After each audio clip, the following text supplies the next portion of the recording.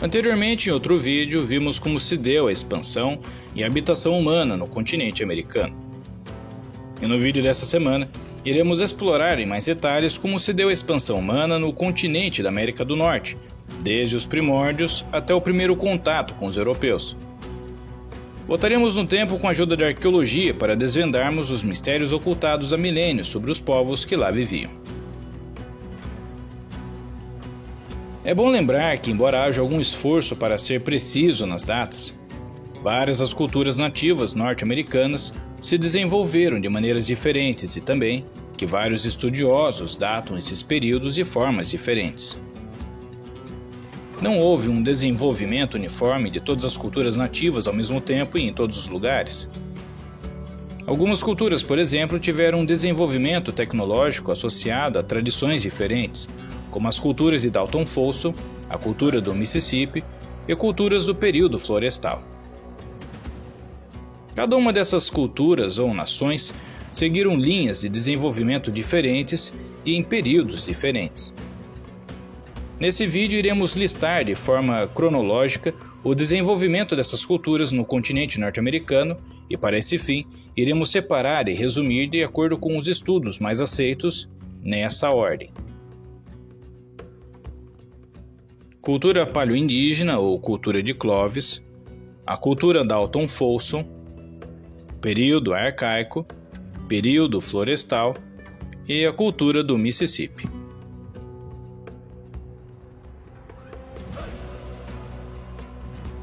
Povos paleoindígenas migraram da Ásia para a América do Norte, possivelmente pela Beríngia, por volta de 14 mil anos, e esses grupos podem ter migrado também em barcos, indo pela costa até se estabelecerem em áreas como a atual Califórnia, México e áreas mais ao sul, possivelmente ao mesmo tempo em que outros grupos semelhantes etnicamente estavam migrando por terra.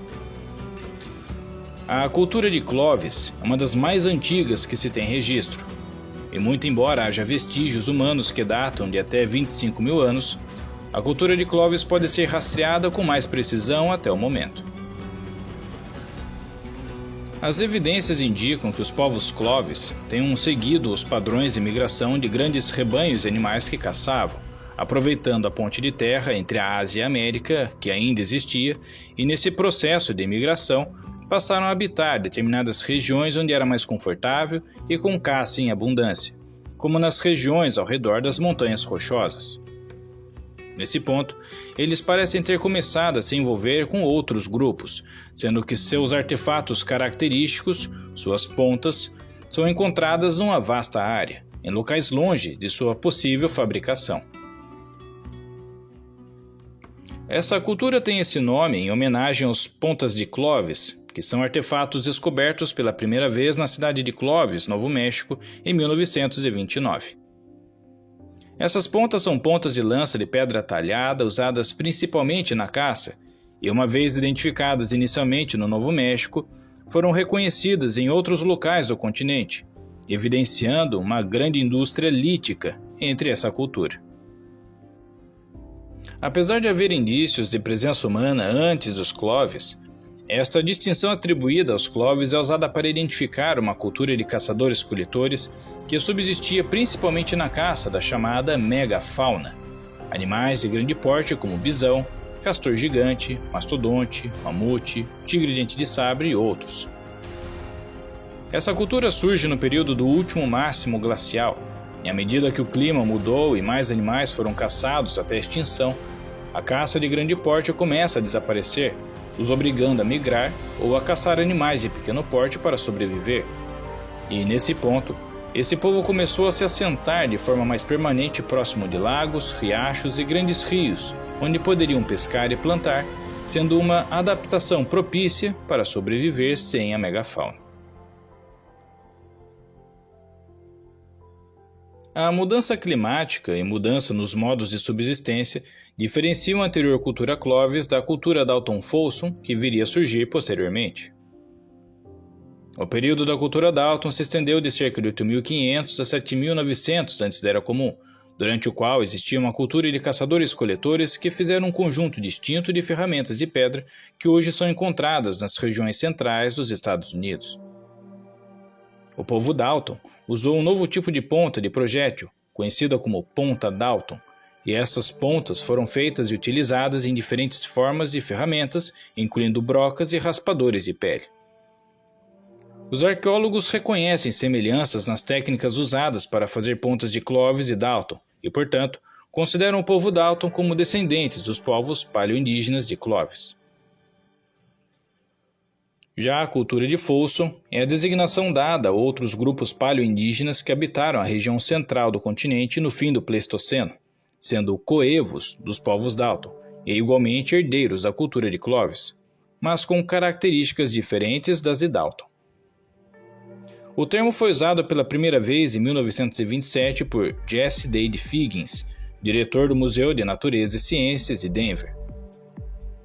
O local onde foram descobertas, em Folsom, Novo México, mostravam pontas de projéteis junto com ossos do extinto Bison antiquus, estabelecendo com isso uma data muito mais antiga para a habitação humana nas Américas do que a opinião acadêmica tinha no início do século XX, e que os humanos nas Américas datavam de apenas 3.000 anos.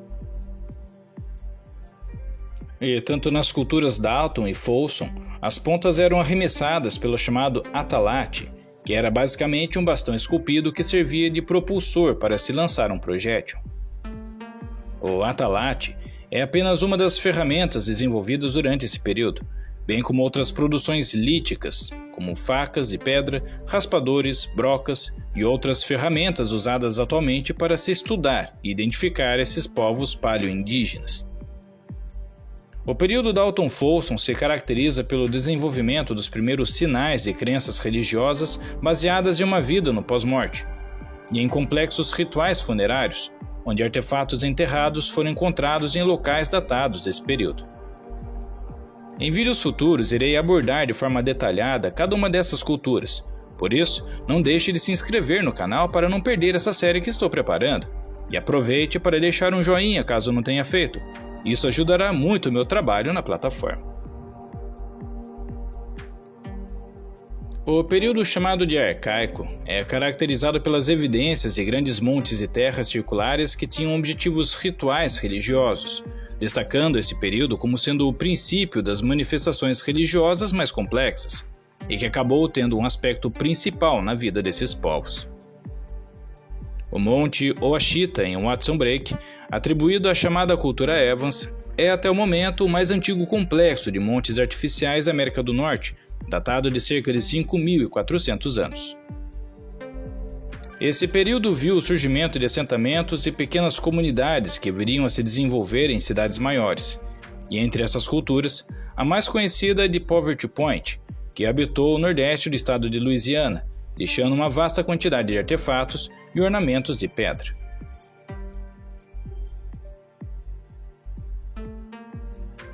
A construção de montes artificiais havia se difundido bastante no período arcaico e continuou a se desenvolver durante o chamado período florestal. E esse termo é usado porque é geralmente associado com as regiões ao leste da América do Norte, onde grandes áreas florestais tomam conta da paisagem, mas é um termo igualmente aplicável ao sudoeste e nas grandes planícies. Nesse período, a cerâmica tornou-se mais refinada, assim como o artesanato em geral, como evidenciado em estátuas, ferramentas e armas. No sudoeste, grandes grupos como os Rorokan construíram cidades e projetaram sistemas de irrigação eficientes, se tornando verdadeiras nações. No Alasca, os inuites desenvolveram lâmpadas de pedra, grandes anzóis, facas melhores e arpões. Em direção a leste, grandes grupos diferentes construíram montes não apenas como lugares sagrados, mas para fins funerários e residenciais, e cada grupo diferente se envolveu em comércio local e de longa distância. Alguns locais do período florestal, como Pinson Mounds, no atual Tennessee, foram construídos e usados inteiramente para fins religiosos. O sítio de Pinson inclui 17 grandes montes e artefatos descobertos que indicam claramente que nunca foi residencial, mas servia a um propósito sagrado. Os nativos norte-americanos observavam as crenças religiosas hoje chamadas de animismo, onde há uma convicção de que todas as coisas na natureza são animadas por um espírito e todas estão interligadas, e assim reconheciam que o mundo invisível era tão real e poderoso quanto aquele que eles viam e tocavam.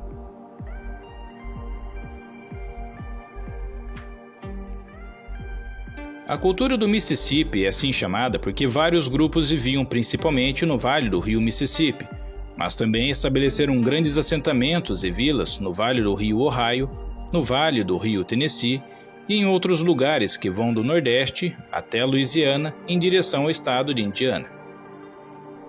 As comunidades mais conhecidas da cultura mississippiana foram a cultura Adena e a cultura Hopewell, que construíram numerosos montes e desenvolveram ainda mais o comércio, o artesanato e a tecnologia.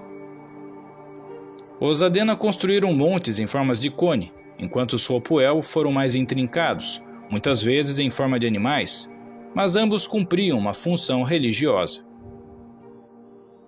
Os montes da cultura Hopewell só podem ser plenamente reconhecidos e vistos de cima, e como foram capazes de criar uma obra que eles mesmos não podiam ver, é ainda uma incógnita. A habilidade dos Adena e Hopewell em suas cerâmicas, obras de arte e tecnologia é impressionante. Eram também hábeis com a irrigação, assim como seu aparente talento na agricultura e habilidades no comércio. Uma das mais renomadas estudiosas sobre a história dos nativos norte-americanos, Yvonne Waukegan Dennis, comenta em seu livro O Almanaque Nativo Americano, sobre a percepção atual errada de que os nativos americanos eram apenas um tipo de selvagens nobres, vagando silenciosamente pela terra, mas, longe de serem esses filhos passivos da natureza, eles praticavam uma gestão calculada e extensiva dos recursos. Nem os povos do centro-oeste eram simples nômades, mas engenheiros urbanizados, comerciantes de longa distância e fazendeiros de grande escala. Outro feito notável pelas nações do Mississippi foi a construção de um assentamento chamado posteriormente de Cahokia, no atual estado do Illinois. Não se sabe como era chamado pelos nativos na época, mas o nome foi atribuído aos nativos que habitavam a região no século XIX, os Cahokia. Esse foi o maior centro urbano da América do Norte antes do século XVIII, e que floresceu entre 650 e 1350 da Era Comum. As evidências apontam que Cahokia se desenvolveu inicialmente como um monte ritualístico, onde várias comunidades vizinhas participaram na construção desse enorme monte, conhecido hoje como Monk's Mound, bem como na construção de outros 119 montes usados para outras finalidades, e que a partir desses montes, uma comunidade de até 15 mil pessoas passaram a morar ao redor, se tornando uma verdadeira cidade. Cahokia era uma grande cidade com uma ampla praça central, com lojas, campos onde se jogavam bola, um calendário solar, residências para a classe baixa e outras para a elite, e longos campos de milho e outras culturas. O cultivo de milho por esse povo é um dos aspectos que os separa das culturas anteriores que não dominavam essa cultura. O cultivo de milho foi tão bem sucedido que não só alimentou as pessoas da cidade, mas foi usado no comércio local e de longa distância. Outro grande centro urbano do período é conhecido hoje como Moundville, localizado na Alabama, e essa cidade tinha uma vasta rede comercial e locais para rituais religiosos, tendo surgido entre 1100 a 1450. O nome original de Moundville é desconhecido também, e recebeu esse nome por causa dos muitos montes que pontilham a paisagem ao longo do rio Blackwater. Essa cidade parece ter se tornado um centro religioso e local de peregrinação, pois sua população aumentou ao mesmo tempo em que artefatos sugerem uma maior frequência de rituais religiosos.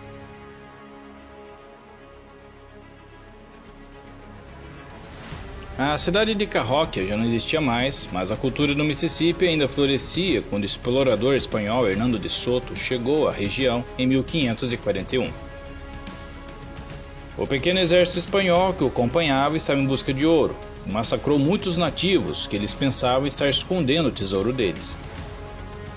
Essa expedição espanhola também trouxe doenças às quais os nativos não tinham imunidade, o que acabou matando muito mais do que a violência gerada por De Soto.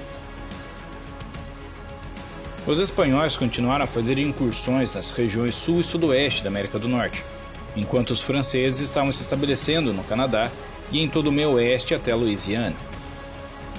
Os franceses também trouxeram doenças que mataram um grande número de nativos, assim como os ingleses fariam quando começassem a sua colonização.